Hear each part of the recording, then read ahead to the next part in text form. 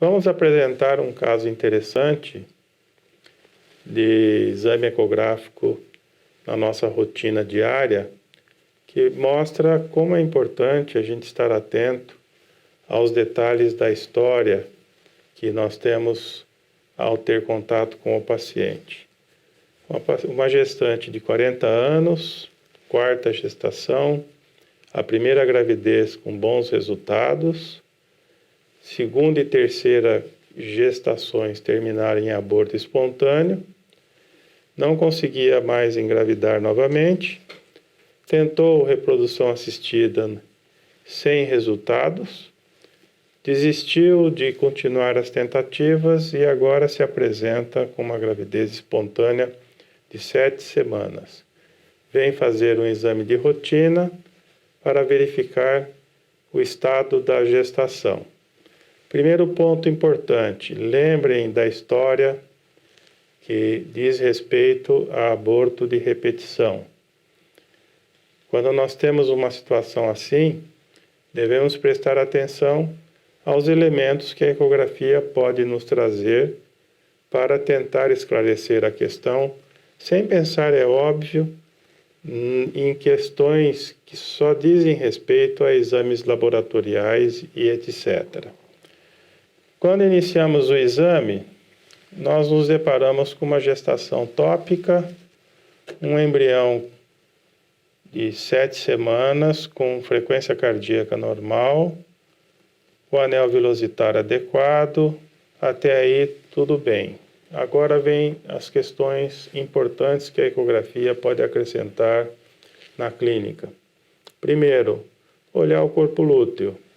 Então fomos procurar o corpo lúteo, encontramos no ovário esquerdo o anel do corpo lúteo, mas um pouco fino, pouco visível o anel.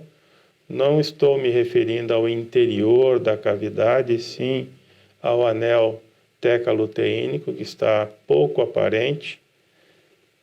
Utilizamos o Doppler para estudar o mapa vascular.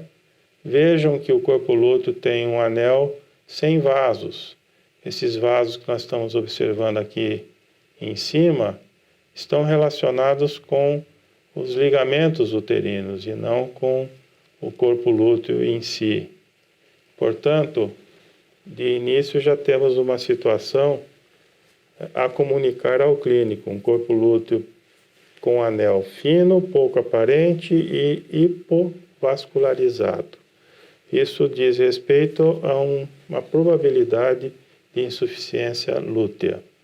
Segundo ponto importante, olhar a artéria uterina. Lógico que são duas, então vamos estudar cada uma em separado.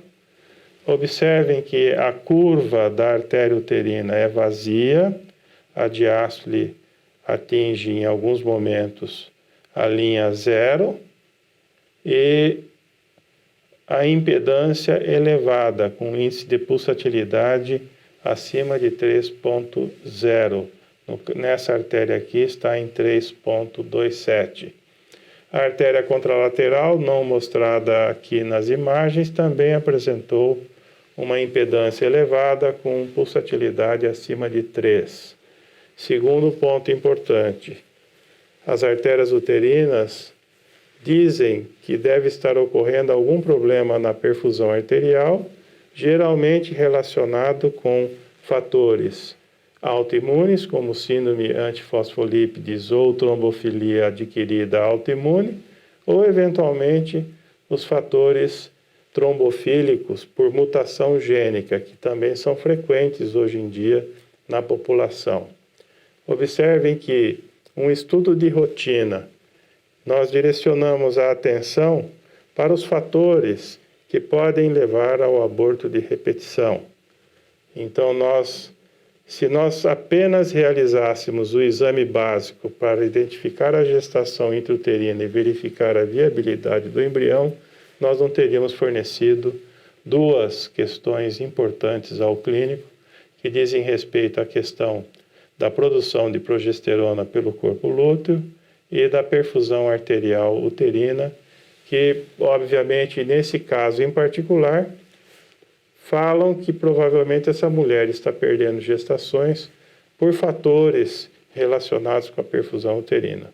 Se você deseja conhecer um pouco mais sobre essas questões relacionadas com perda de gestação, acesse nosso site www.ultraeduc.com.br, onde temos aula gravada que diz respeito, por um lado, a Doppler no primeiro trimestre da gestação, por outro lado, as questões do aborto, e também temos a questão do morfológico do primeiro trimestre, onde vamos falar sobre esses quesitos relacionados com a perda gestacional precoce.